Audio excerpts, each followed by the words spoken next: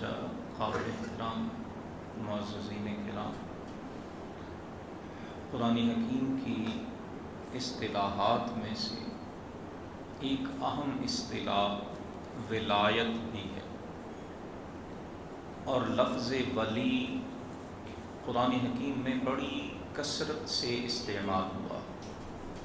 اللہ رب العالمین، مالک کائنات، خالق کائنات جل مجدہ الکریم کی جو عظیم صفات قرآن حکیم نے بیان کی ہیں، ان میں ایک الولی بھی ہے۔ بہت سی آیات میں اللہ پاک کے لیے اس کلمے کا، اس صفت کا استعمال ہوا۔ سورہ شورى میں فرمایا گیا وَهُوَ الْوَلِيُّ الْحَمِيدُ، وہ ولی بھی ہے اور حمید بھی ہے۔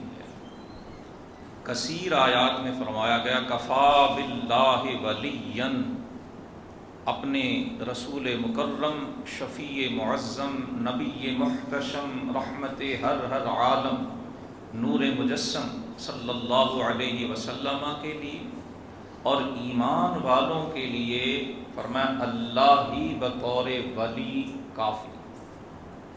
سو یہ الولی یہ اسماء حسنہ اور اللہ کی صفات جلیلہ میں سے بھی۔ ولی کا معنی کیا ہوتا ہے؟ علماء لغت نے لکھا ہے کہ لفظ ولی یہ قریبی کے معنی میں بھی آتا ہے، یہ دوست کے معنی میں بھی آتا ہے، یہ محبوب اور پیارے کے معنی میں بھی آتا ہے، یہ ناصر اور معین، مددگار، مدد کرنے والے کے معنی میں بھی آتا ہے۔ اسی حوالے سے عربی میں جو ابن العم، چچا کا بیٹا ہوتا ہے، اسے بھی ولی کہہ دیتے ہیں کہ وہ بھی انسان کے جو قریبی رشتہ ہے، مشکل میں، تکلیف میں، مصیبت میں کام آتا ہے۔ سو قرآن حکیم میں اللہ پاک کے لیے بھی لفظ ولی کا استعمال ہوا، اور اللہ کے انبیاء کے لیے اور اللہ کے دوستوں، رب پر ایمان لانے والوں کے لیے بھی اس کلمے کا استعمال۔ ارشاد ربانی ہے انما ولیکم اللہ، بے شک تمہارا ولی اللہ ہے، ورسولہ، اور اللہ کا رسول ہے، والذین آمنوا، اور جو ایمان والے ہیں وہ بھی تمہارے ولی۔ اس وجہ سے اس لفظ کو درست طور پر سمجھنا ضروری ہے۔ ہم نے فجر کے دروس میں بھی ایک بار عرض کی تھی، اور آج بھی اگر یہ بنیادی نقطہ سمجھ لیں تو قرآن حکیم کا فہم بھی آسان ہوتا ہے، اور شریعت مطہرہ اور دین اسلام کی تعلیمات سمجھنے میں بھی مدد ملتی ہے کہ کسی بھی لفظ کا ایک حقیقی معنی ہوتا ہے اور ایک اس کا مجازی معنی ہوتا ہے۔ لفظ ولی جب اللہ پاک کے لیے استعمال ہوتا ہے تو یہ مددگار، مدد کرنے والا، دوست اور مصیبت سے نکالنے والا، مصیبت میں کام آنے والا، یہ حقیقی معنوں میں اللہ ہی کی صفت ہے۔ ساری کائنات میں مومن کا سب سے حقیقی اور اصلی دوست اس کا پروردگار ہی ہے۔ اصل دوستی اور اصل جو ولایت ہے وہ بندے کی اپنے رب، اپنے مولا ہی کے ساتھ ہوا کرتی ہے۔ اور پھر انبیاء کے لیے اور اہل ایمان کے لیے اس لفظ کا اطلاق یہ بطور مجاز ہے، یعنی اللہ کی اجازت سے، اللہ کی مدد سے اللہ کے انبیاء بھی اہل ایمان کی مدد بھی کرتے ہیں، ان کے دوست بھی ہوتے ہیں، ان کے مددگار بھی ہوتے ہیں، ان کے قریب بھی ہوتے ہیں، اور ان کے محبوب اور پیارے بھی ہوتے ہیں۔ اور اسی طرح سے درجہ بدرجہ اہل ایمان بھی ایک دوسرے کے دوست بھی ہیں، ایک دوسرے کے مددگار بھی ہیں، ایک دوسرے کے قریبی بھی ہیں، ایک دوسرے کے محبوب اور پیارے۔ سورہ توبہ میں بڑی صراحت سے ارشاد ربانی ہے والمؤمنون والمؤمنات بعضهم اولیاء بعض۔ اسٹیٹسٹکس والوں نے، شماریات والوں نے کہا کہ لفظ ولی قرآن حکیم میں 233 بار استعمال۔ کتنی بار؟ 233 مرتبہ لفظ ولی، خود الولی یا ولین یا ولایت یا اس کا کوئی اور فعل یا کوئی اور صیغہ، مختلف حوالوں سے یہ 233 مرتبہ یہ کلمہ قرآن میں استعمال ہوا ہے۔ وہ قرآن مجید کے کثیر الاستعمال کلمات میں سے۔ سورہ توبہ میں فرمان ہے والمؤمنون والمؤمنات، مومن مرد اور مومن عورتیں بعضهم اولیاء بعض، وہ ایک دوسرے کے مددگار ہیں، وہ باہم ایک دوسرے کی نصرت کرتے ہیں، وہ میوچلی وہ ایک دوسرے کے کام آتے ہیں، وہ ایک دوسرے کی خیر بھلائی اور اچھائی کے کاموں میں مدد کیا کرتے ہیں۔ بعد ازاں یہ کلمہ ہمارے دین میں ایک اصطلاح کے طور پر استعمال ہوا۔ ولایت، اس سے مراد اللہ کا دوست لیا جاتا، یعنی وہ بندہ مومن جس کی زندگی اللہ کے حکم کے تابع، صرف عبادت کی حد تک نہیں، صرف نماز اور روزے کی حد تک نہیں، اس کی تجارت، اس کی معیشت، اس کی معاشرت، اس کا لوگوں کے ساتھ لین دین، اس کی زندگی کی چاروں جانب سے حکم الہی اور حکم محمدی کی پابند ہے۔ یا سادہ لفظوں میں سید الطائفہ حضرت جنید بغدادی رحمہ اللہ تعالی، آپ کا یہ فرمان اس ولی اور ولایت کو ڈیفائن کر دیتا ہے، اس کی حدود و قیود آشکارا کر رہا ہے۔ آپ فرماتے ہیں کہ جس کے دائیں ہاتھ میں اللہ کی کتاب اور بائیں ہاتھ میں محمد الرسول اللہ کی سنت ہے، وہی اللہ کا دوست ہے۔ گویا جس کی زندگی اللہ اور اللہ کے رسول کے احکام سے جو ہے وہ معطر ہے، ان کے احکام سے منور اور روشن ہے، وہی اللہ کا دوست کہلانے کا حقدار ہے۔ اور اہل ایمان اور اہل علم نے لکھا ہے کہ ولایت کا جو سب سے پہلا درجہ ہے وہ ہر مومن کو حاصل ہے۔ ہر بندہ مومن جس نے صدق دل سے لا الہ الا اللہ محمد الرسول اللہ پڑھا ہے، اس نے ولایت کی پہلی سیڑھی پہ قدم رکھ دیا۔ اور یہ قرآن نے دو ٹوک انداز میں بیان فرمایا، اللہ ولی الذین آمنوا، اللہ ایمان والوں کا مددگار ہے۔ جو بھی ایمان والے ہیں رب ان کا دوست ہے، اور وہ ایمان والے شرک کی تردید کر کے لا الہ الا اللہ کہہ کر سیدنا محمد الرسول اللہ کی نبوت و رسالت کا اقرار کر کے وہ رب کی دوستی کی پہلی سیڑھی چڑھ جاتے ہیں۔ اب یاد رکھیے گا، اللہ کے قرب کے مراحل اور درجات بے شمار ہیں، اور کئی ایسے ہیں جو ساری زندگی پہلی سیڑھی سے آگے جا ہی نہیں پاتے۔ ہرڈلز کیا آتی ہیں، رکاوٹیں کیا آتی ہیں، راستے کے اندر بیریئرز کیا آتے ہیں، وہ ایک علیحدہ تفصیلی موضوع، صرف اشارتاً عرض کر رہا ہوں کہ کچھ لوگ اسی پہلی سیڑھی پہ، اور کچھ پھر اپنے آپ کو پاک کر کے علوم و قرآن و سنت کے علوم سے اپنے آپ کو آراستہ کر کے، اپنے من کو، اپنے اندر کو، اپنے دل کو پاک کر کے۔ آپ کو اگر یاد ہو، کچھ ماہ قبل ہم نے قلب سلیم کے حوالے سے تفصیلی گفتگو کی، 2-3 جمعۃ المبارک بتایا تھا کہ دل کی اہمیت کیا ہے، قلب سلیم کسے کہتے ہیں۔ یہ وہی قلب سلیم کے مالک لوگ ہی ہیں جو رب کے قرب کے مقامات طے کرتے ہیں۔ اور پھر جتنی کسی کی ہمت ہوتی ہے، جتنی کسی کے اندر چاہت ہوتی ہے، جتنا کوئی اس میں محنت کرتا ہے، اتنا ہی اسے اللہ کی ذات کا قرب نصیب ہوتا چلا۔ سیدنا ابو ہریرہ رضی اللہ تعالی عنہ، آپ کی روایت امام بخاری رحمہ اللہ نے صحیح بخاری میں ارشاد فرمائی ہے، اور یہ حدیث بتاتی ہے کہ قرب الہی کے مقامات کیسے نصیب ہوتے ہیں۔ سیدنا ابو ہریرہ رضی اللہ تعالی عنہ راوی ہیں، جناب رسالت مآب صلی اللہ علیہ وآلہ وسلم نے ارشاد فرمایا کہ سب سے زیادہ میرے بندے کو جو میرا قرب نصیب ہوتا ہے وہ فرائض کی ادائیگی سے ہوتا ہے۔ جو چیز میں نے اپنے بندے پہ فرض کی ہے، فرمایا جب وہ اپنا فریضہ ادا کرتا ہے تو اسے میرا سب سے زیادہ قرب نصیب ہوتا ہے۔ فرائض کی ادائیگی کے بعد حضور فرماتے ہیں، یہ حدیث قدسی ہے، ارشاد ربانی ہے کہ لا یزال عبدی یتقرب الی بالنوافل۔ فرائض اس نے پورے کیے، اور یہاں ٹھہر کے سمجھ لیں، فرائض سے مراد صرف نماز پنجگانہ نہیں ہے، ہر حرام سے بچنا فرض ہے، سود سے بچنا فرض ہے، جھوٹ سے بچنا فرض ہے، شرک سے بچنا فرض ہے، ملاوٹ سے بچنا فرض ہے، دھوکہ دہی سے بچنا فرض ہے، کسی کا حصہ غصب طور میراث میں سے یا ناجائز طور پر غصب کرنے سے بچنا یہ فرض ہے۔ ہم نے لفظ فرض کو بھی بڑا لمیٹڈ کر لیا۔ فرض بولا جاتا ہے ہمارے ذہنوں میں صرف 5 وقت کی نماز، یہ غلط فہمی ہے، یہ دین کے فہم کا نقص ہے، اس میں کمی ہے ہمارے ذہنوں میں۔ فرض کا لفظ، فرض کا معنی ہے کسی چیز کو کاٹ کے علیحدہ کر دیں۔ جو ذمہ داری اللہ نے بالکل کلیئر کٹ بتا دی ہے کہ یہ تمہاری رسپانسبلٹی ہے، یہ تمہاری ذمہ داری ہے، وہ فرض ہے۔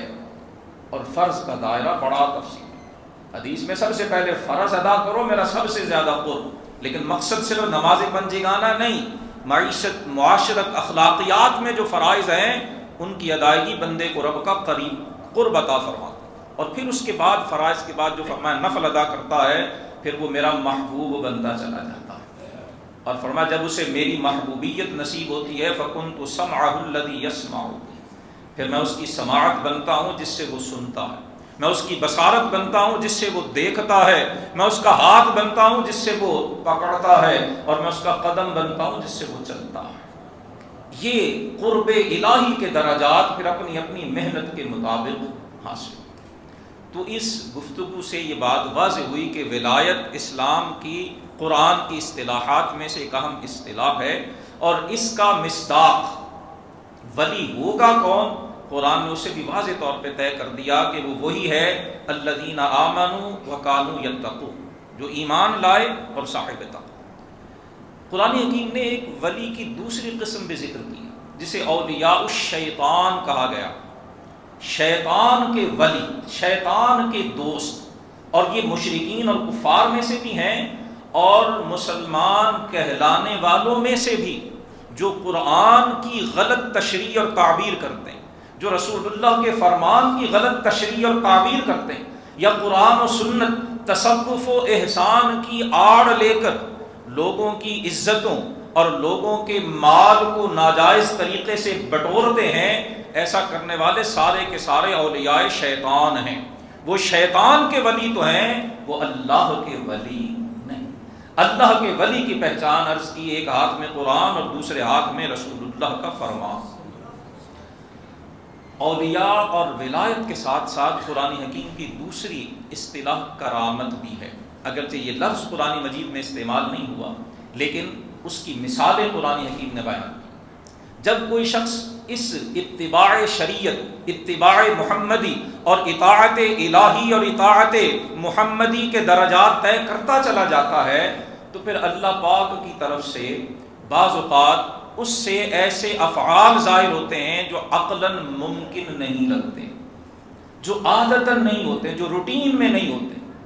اسے عربی میں خرق عادت کہتے ہیں۔ آپ یوں کہہ لیجئے کہ جو خلاف معمول بات ہو، عام روٹین سے ہٹ کر کوئی چیز اللہ اس کے ہاتھ پہ ظاہر کر دے۔ میں پہلے ایک قرآن مجید سے صرف مثالیں اور اشارے عرض کروں گا تاکہ ہمیں یہ پتہ چلے کہ یہ کرامت کا لفظ بھی کوئی قرآن و سنت سے علیحدہ یا ان سے مختلف نہیں ہے، یہ قرآن کی بتائی ہوئی تعلیمات میں کرامت بھی شامل ہے۔ جمعہ المبارک کا دن ہے، حدیث نبوی میں جمعہ کے دن سورہ کہف کی تلاوت کی بہت زیادہ فضیلت ارشاد ہوئی۔ بہت سے ماشاءاللہ اہل محبت، اہل علم اپنے معمولات میں جمعہ کے دن سورہ کہف کی تلاوت کرتے ہیں۔ جن کے معمولات میں شامل نہیں ہیں انہیں شامل کرنا چاہیے۔ حضور کا ارشاد کریم ہے کہ جو جمعہ کی دن یا رات میں، رات گزر چکی ہے جمعہ کی، دن جاری ہے، فرمایا شب جمعہ یا روز جمعہ جو سورہ کہف کی تلاوت کرتا ہے اللہ اس کی قبر میں نور داخل فرمائے گا اور اللہ اسے فتنہ دجال سے محفوظ رکھے گا۔ سو ایک تو یہ گزارش ہے کہ جو جمعہ کے دن معمول اور جو ہے وہ باقاعدگی سے تلاوت نہیں فرماتے وہ احباب بھی سورہ کہف کی تلاوت کو جمعہ کے معمولات میں شامل فرمائیں۔ اب جب پڑھیں تو سورہ کہف میں ہے کیا؟ کہف عربی میں غار کو کہا جاتا ہے۔ اسے سورہ کہف کیوں کہا جاتا ہے؟ غار والوں کا واقعہ اس میں بیان ہوگا۔ خلاصہ صرف عرض کر رہا ہوں یہ سمجھانے کے لیے کہ کرامت تو قرآن نے خود بیان کی۔ 7 لوگ تھے، مفسرین نے لکھا ہے، یا تعداد کم و بیش تھی ان کی، رسول اللہ کی بعثت سے بھی پہلے قدیم زمانے میں مفسرین کہتے ہیں حضرت عیسیٰ علیہ السلام کی امت میں سے وہ لوگ تھے، وہ نہ نبی تھے نہ وہ رسول تھے، نوجوان تھے. قرآن مجید نے ان کو جوان کہا. ان کے زمانے میں بڑا ظالم شخص حکمران تھا جو اپنی عبادت کا لوگوں کو حکم دیتا، اللہ وحدہ لا شریک کی عبادت سے، اور جناب عیسیٰ روح اللہ کلمۃ اللہ علی نبینا علیہ الصلوۃ والسلام کی رسالت اور نبوت پہ ایمان لانے سے روکتا تھا. ان نوجوانوں نے اپنا ایمان بچانے کے لیے، بادشاہ کے ظلم و ستم سے بچنے کے لیے غار میں پناہ لی. جب وہ غار میں گئے تو اللہ کا قرآن فرماتا ہے ان کا کتا بھی ان کے ساتھ تھا. اور جب وہ غار میں گئے تو اللہ پاک نے ان پر نیند مسلط کر دی، وہ سو گئے. اور یہ واقعہ قرآن مجید میں اصحاب کہف کے نام سے سورہ کہف میں، تورات اور انجیل میں، بائبل میں اس کو 7 سلیپرز، 7 سونے والے، اس نام سے اس کو بائبل کے اندر بھی ذکر کیا گیا. تو وہ لوگ جب غار میں گئے اللہ پاک نے ان پر نیند طاری فرما دی، اور کس طرح سے اللہ نے ان کی نگہداشت فرمائی. فرمایا وَتَرَى الشَّمْسَ إِذَا طَلَعَتْ تَزَاوَرُ عَنْ كَهْفِهِمْ ذَاتَ الْيَمِينِ. اب یہ کسی شعر کا حصہ نہیں ہے، یہ کوئی حدیث بھی نہیں ہے، یہ کسی کا قصیدہ یا کسی بزرگ یا کسی اللہ کے ولی کا فرمان بھی نہیں ہے، یہ اللہ احکم الحاکمین کے قرآن کی آیت ہے. فرمایا وہ لوگ غار میں سوئے، وہ نہ نبی ہیں نہ وہ رسول ہیں نہ اللہ کے انبیاء ہیں نہ مرسلین ہیں، نوجوان ہیں، ایمان بچانے کے لیے گئے، سوئے ہیں. اللہ کا قرآن فرماتا تم سورج کو دیکھتے ہو جب طلوع ہوتا ہے تو ہم اسے ان کی غار کے دہانے سے دائیں جانب موڑ دیتے ہیں. وَإِذَا غَرَبَتْ تَقْرِضُهُمْ ذَاتَ الشِّمَالِ، اور جب غروب ہوتے وقت پھر اندیشہ ہوتا ہے کہ سورج کی دھوپ ان کے سوئے ہوئے جسموں میں پڑ کر انہیں کوئی نقصان نہ پہنچا دے. اللہ فرماتا ہم سورج کو بائیں جانب موڑ دیتے ہیں. نقلبہم، ہم انہیں ان کی کروٹیں بدلتے ہیں، ذات الیمین و ذات الشمال. قرآن کا اسلوب تو ملاحظہ فرمائیں، میں نے پہلے بھی توجہ دلائی، کہیں قرآن اللہ پاک کے لیے مفرد کا صیغہ سنگولر فارم استعمال کرتا ہے اور کہیں پلورل جمع کا صیغہ، حالانکہ وہ ذات غیر کے شبہ سے بھی پاک ہے. جہاں اللہ کی وحدانیت کا اظہار مقصود ہے وہاں پلورل فارم قل هو اللہ احد، اور جہاں پڑھنے والے کو، مخاطب کو اللہ کی قدرت کی طرف متوجہ کرنا مقصود ہے وہاں جمع کا صیغہ استعمال. یہاں جمع کا صیغہ استعمال کر کے فرمایا نقلبہم ذات الیمین و ذات الشمال. قرآن پڑھنے والوں ہم ان کی کروٹیں بدلتے ہیں. اللہ رب العالمین ان سوئے ہوئے لوگوں کی کروٹیں بدل رہا ہے. کیوں؟ اس پہ پھر اہل علم نے یہ نقطہ آفرینی بھی کی کہ آج ہم جانتے ہیں، اللہ معاف فرمائے، کوئی شخص اگر وہ مریض ہو، چلنے پھرنے سے قاصر ہو، وہ بیڈ پہ لیٹا رہے، اس کی کروٹ تبدیل نہ کی جائے تو اسے بیڈ سور ہو جاتا ہے. اللہ معاف فرمائے پیٹھ پہ زخم پڑ جاتا ہے. اللہ تعالیٰ سب کو محفوظ فرمائے، اور اس کا علاج پہ بڑا مشکل اور پیچیدہ ہو جاتا ہے. اللہ رب العالمین 1400 سال پہلے اپنے محبوب پہ نازل ہونے والے کلام میں قرآن پڑھنے والوں کو اس سے بھی صدیوں پہلے کا واقعہ بیان کر رہا ہے کہ وہ جو سونے والے سوئے تھے ان کی کروٹیں ہم بدلتے تھے. اور وہ کتنا عرصہ سوئے؟ قرآن نے بتایا 309 سال. 300 سنین وازدادوا 9، 309 قمری سال وہ وہاں پر سوئے رہے ہیں. اور جب سونے کے بعد، ان کے سونے کے دوران نہ انہیں کچھ ہوا، نہ ان کے لباس کو کچھ ہوا، نہ ان کے جسموں کو کچھ ہوا. وہ سونے والے تو رہے ایک طرف، وَقَلْبُهُمْ بَاسِطٌ ذِرَاعَيْهِ بِالْوَصِيدِ. اللہ نے فرمایا ان کا کتا بھی اپنی کلائیاں بچھا کے اس غار کے دروازے پہ سویا. قرآن حکیم پڑھنے والوں، یہ اللہ کے اولیاء جو پچھلی امتوں کے ہیں ان کی شان اللہ سورہ کہف میں بیان کر رہا ہے. تو آج اگر کوئی دریدہ دہن، کوئی منہ پھٹ، کوئی بدتمیز یہ کہے کہ کرامت کا نعوذ باللہ قرآن میں کوئی ثبوت نہیں ہے یا اسلام میں کوئی ثبوت نہیں ہے، تو وہ جاہل تو ہو سکتا ہے، وہ بے خبر تو ہو سکتا ہے، وہ متعصب تو ہو سکتا ہے، وہ جھوٹا تو ہو سکتا ہے، اس کی بات درست نہیں ہے. سورہ کہف اللہ کے رسول ہر جمعہ پڑھنے کا حکم دے رہے ہیں، اور اس کا مین تھیم، جو بنیادی اس کا پوائنٹ ہے، وہ ہے ہی اللہ کے محبوب اور اللہ کے اولیاء کی عظمت و شان.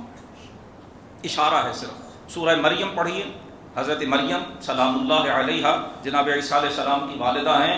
اللہ نے ان کی کرامت سورہ مریم میں بھی ذکر کی ہے اور سورہ آل عمران میں بھی ذکر کی.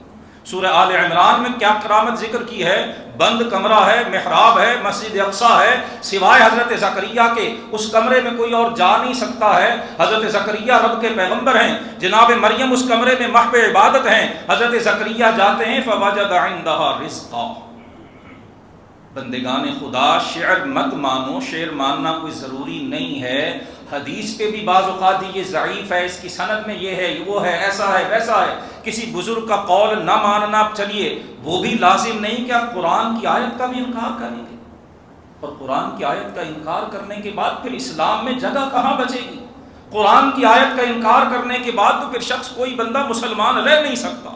حضرت زکریا بند کمرے میں جاتے ہیں، جناب مریم محو عبادت ہیں، فوجد عندها رزقا، وہاں جناب مریم جناب زکریا کو رزق نظر آتا ہے۔ مفسرین نے لکھا ہے بے موسم کے پھل، وہ پھل جو بیت المقدس کی مارکیٹ میں بھی نہیں ہے، وہ بند کمرے میں جناب مریم کے پاس موجود۔ حضرت زکریا حیران ہے، مریم میرے سوا یہاں آتا کوئی نہیں، تم باہر جاتی نہیں ہو، کوئی باہر چلا بھی جائے، باہر سے آ بھی جائے، یہ پھل مارکیٹ میں موجود ہی نہیں ہے، تیرے پاس کہاں سے آئے؟ قالت هو من عند اللہ، فرمایا وہ اللہ کی طرف سے ہے۔ حضرت مریم کی کرامت یہ سورہ آل عمران میں اور سورہ مریم میں کرامت کیا بیان ہوئی ہے؟ جب جناب عیسیٰ کی پیدائش ہو جاتی ہے، حضرت مریم شدید پریشانی کا شکار ہیں، بچے کی پیدائش پہ ایک خاتون اور ماں کی کمزوری، اس کا ضعف اور اس کی پریشانی کیا ہوتی ہے، خصوصاً حضرت مریم جو ہے نکاح بھی نہیں ہے، شادی بھی نہیں ہوئی ہے، اپنے وقت کے انبیاء کی نسل میں سے ہیں، انتہائی معزز خاندان میں سے ہیں، اور جب سوچتی ہیں کہ یہ بغیر باپ کے بیٹا لے کے قوم کے پاس جاؤں گی، لوگ کہیں گے کیا؟ حضرت مریم کی ذہنی پریشانی، جسمانی کیفیت کا اندازہ لگائیے۔ اللہ پاک کی طرف سے ارشاد ہوتا ہے اے مریم پریشان کیوں ہوتی ہے؟ حزی الیک بجذع النخلہ، حضرت مریم نے ایک کھجور سے ٹیک لگائی ہوئی ہے، کھجور پہ پھل نام کی شے کوئی نہیں ہے، کوئی پھل موجود نہیں ہے، اللہ کا حکم ہوتا ہے مریم اس تنے کو ہلائیے۔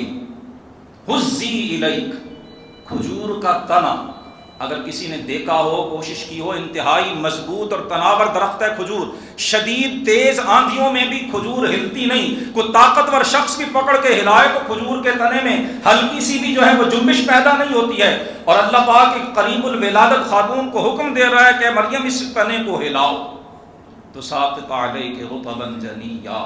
سیدہ مریم اللہ کی نبیہ نہیں ہے، رسول نہیں ہے، کوئی خاتون نبیہ اور رسول نہیں ہوئی ہے، یہ مسلمانوں کا متفقہ عقیدہ ہے۔ سیدہ مریم اس کھجور کے تنے کو ہاتھ لگاتی، اللہ تر و تازہ کھجوریں گرا دے۔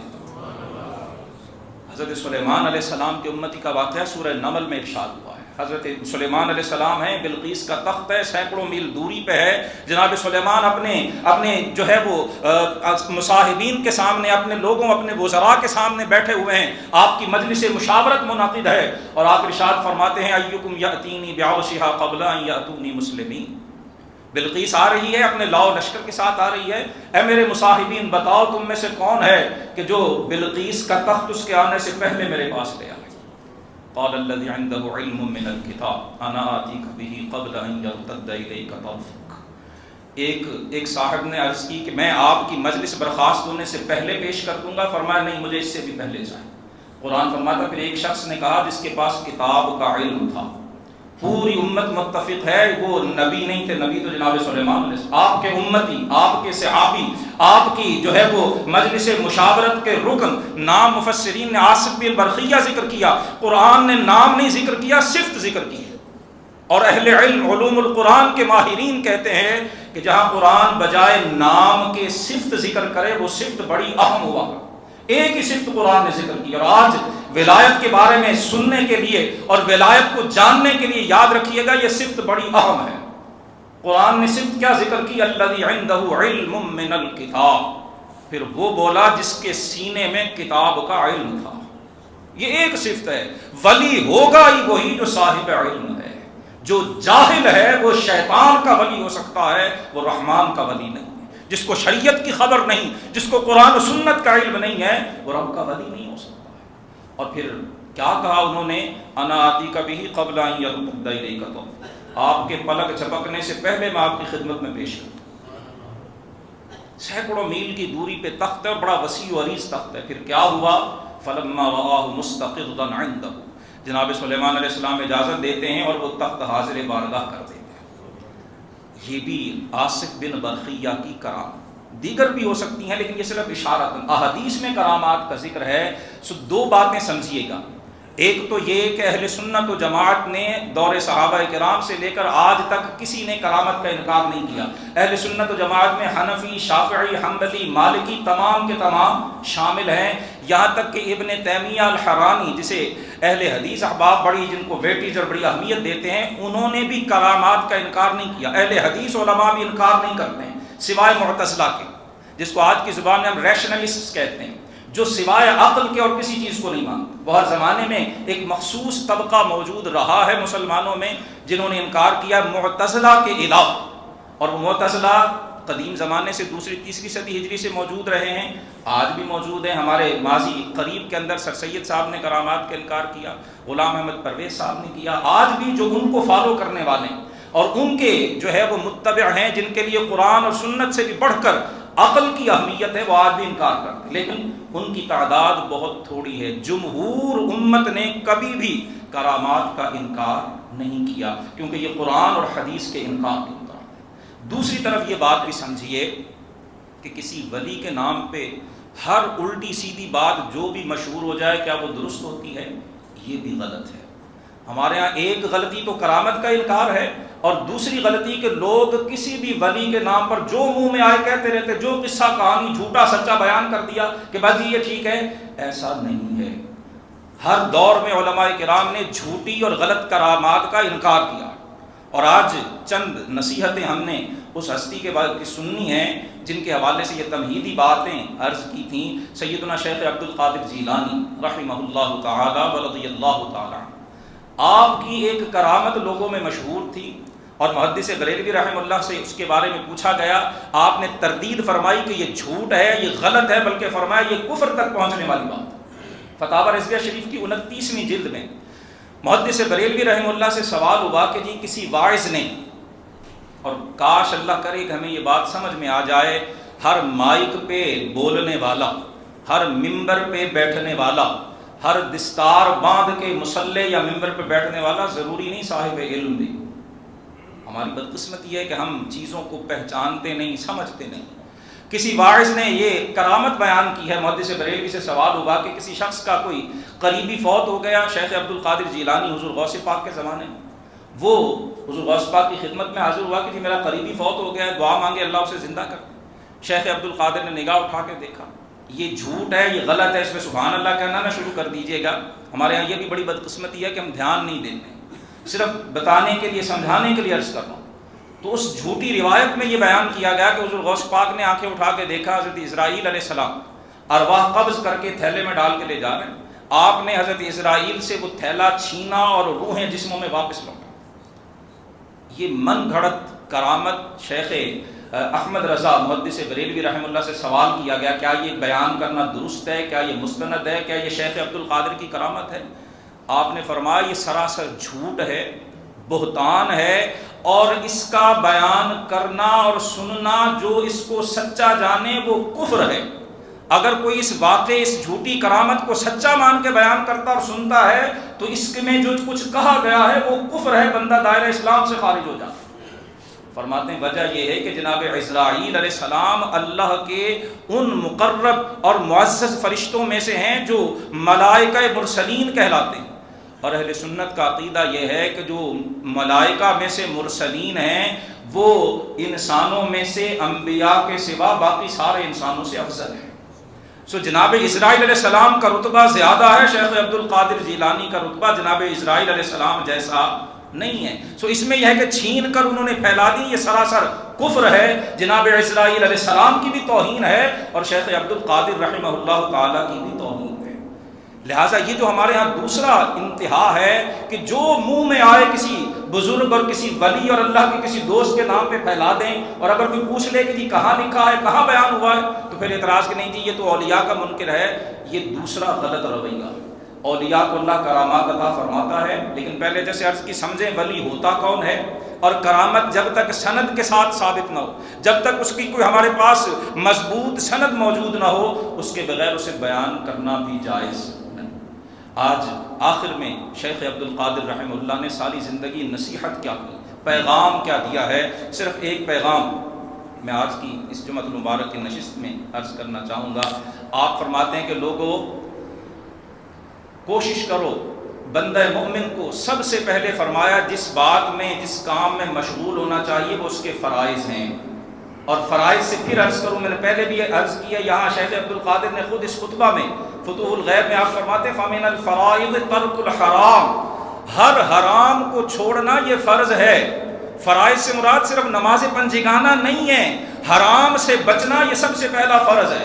آپ فرماتے ہیں مومن سب سے پہلے اپنے فرائض کا اہتمام کرے، جب فرائض سے فارغ ہو جائے تو پھر سنتوں میں مشغول ہو، سنتوں کے بعد پھر نوافل میں مشغول ہو۔ جب تک فرمایا وہ فرائض پورے نہیں کرتا اس کی سنتیں اور نفل بھی اللہ کی بارگاہ میں قبول ہی نہیں ہوتے ہیں۔ اور ایسا کرنا کہ فرائض تو ادا نہ کرے اور نفلی کاموں میں لگا رہے، 5 وقت کی نماز پڑھنی نہیں ہے، 11ویں ضرور دلانی ہے، یہ شیخ عبد القادر جیلانی کا پیغام نہیں ہے۔ دیگ ضرور چڑھانی ہے، بھلے سود کے پیسے سے چڑھائیں، دیگ ضرور بانٹنی ہے، بھلے وراثت میں کسی کا حصہ غصب کر کے بانٹیں، دیگ ضرور بانٹنی ہے، بھلے لوگوں کو 2 نمبر ملاوٹ والی چیزیں فروخت کر کے جو ہے وہ بانٹیں۔ یہ شیخ عبد القادر کا پیغام نہیں ہے، یہ شیطان نے جو ہے وہ فریب نفس دیا ہوا ہے لوگوں کو، جو یہ سمجھتے ہیں کہ وہ اچھا کر رہے ہیں۔ شیخ عبد القادر کہتے ہیں پہلے فرائض کا اہتمام کرو پھر نفلی عبادات۔ 11ویں شریف اللہ کی نام پہ لنگر بانٹنا، مال حلال سے ہو، صدق نیت سے ہو، یہ نفلی صدقہ ہے، اور جو نمازیں ہیں، جو دیگر چیزیں اللہ نے فرض فرمائی ہیں وہ پہلے لازم اور ضروری۔ آپ فرماتے ہیں کہ جو شخص فرض کو ادا نہیں کرتا اور نفل عبادت کرتا ہے، فرمایا اس کی مثال یوں ہے کہ جیسے ایک شخص کو بادشاہ وقت بلاتا ہے، اس کو وہ لیٹر بھیجتا ہے، وہ اس کو جو ہے وہ باقاعدہ سے کسی کو بھیج کے اپنے پاس آنے کا کہتا، فرمایا جسے بلایا گیا وہ بادشاہ کے پاس جانے کی بجائے بادشاہ کے ملازم کے سامنے ہاتھ باندھ کے کھڑا رہتا۔ تو فرمایا جو بادشاہ کی خدمت میں حاضر ہونے کی بجائے اس کے کسی نائب، اس کے کسی امیر، اس کے کسی وزیر، اس کے کسی ہرکارے، اس کے کسی ملازم کے سامنے کھڑا رہے، بادشاہ کبھی بھی اس سے خوش نہیں ہوگا بلکہ اس سے ناراض ہوگا۔ فرمایا یہی معاملہ فرض اور نفل کا ہے، جو فرض چھوڑ کے نفل بجا لاتا ہے وہ اللہ کے حکم کو چھوڑ کے اپنی مرضی پہ عمل کرتا ہے۔ سیدنا علی المرتضیٰ شیر خدا کرم اللہ وجہہ الکریم کا قول آپ نے خطبے میں ذکر فرمایا، فرمایا جو نفل پڑھتا ہے فرض نہیں پڑھتا، شیخ حضرت علی المرتضیٰ شیر خدا فرماتے اس کی مثال اس عورت کی سی ہے جو امید سے ہو اور جب ولادت کا وقت قریب آئے تو اس کا حمل ثاقب ہو جائے۔ اس نے 9 ماہ 8 ماہ حمل کی مشقت بھی برداشت کی، تکلیفیں بھی سہیں، لیکن جب بچے کی پیدائش کا وقت آیا تو وہ حمل ضائع ہو گیا۔ حضرت علی المرتضیٰ شیر خدا فرماتے ہیں یوں ہی جو نفل پڑھتا ہے یا نفل عبادت کرتا ہے یا نفل صدقہ و خیرات کرتا ہے، فرائض ادا نہیں کرتا، نہ نفل سے کچھ ثواب ملے گا اور نہ اس نے فرائض ادا کی، اس کے ہاتھ سوائے محرومی کے اور کچھ بھی نہیں آئے۔ اور آخری مثال آپ دیتے ہیں کہ جو فرض چھوڑ کے نفلوں میں لگا رہتا ہے وہ اس تاجر کی طرح سے ہے جو راس کو بھولا ہوا ہے اور جو اسے چند روپے مل رہے ہیں اسی پہ خوش ہے کہ یہ میرا نفع ہے، اسے خبر ہی نہیں کہ ابھی تو اس کی راس رہتی ہے، راس پوری ہوگی تو نفع والا معاملہ شروع ہوگا، اس کے ہاتھ چند روپے آئے، راس ساری کی ساری ابھی رہتی ہے، اسے ملی نہیں اور وہ خوش ہو رہا ہے، چھلانگے مار رہا ہے کہ میں نے نفع کما لیا۔ فرمایا نفع والا باب راس پوری ہونے کے بعد شروع ہوتا۔ خلاصہ یہ ہے شیخ عبد القادر نے ساری زندگی لوگوں کو اللہ کے دین کی دعوت دی، توحید کی دعوت دی، اللہ سے مانگنے کی دعوت دی، اللہ کی طرف رجوع کی دعوت دی، اللہ سے جڑنے کی دعوت دی، اللہ کے دین پر عمل کی دعوت دی، اور اپنے فرائض کی ادائیگی اور حرام چیزوں سے بچنے کی دعوت دی۔ اللہ سبحانہ و تعالی ہمیں آپ کی اس دعوت کو صدق دل سے قبول کرنے کی توفیق عطا فرمائے۔ وآخر دعوانا ان الحمد للہ رب العالمین۔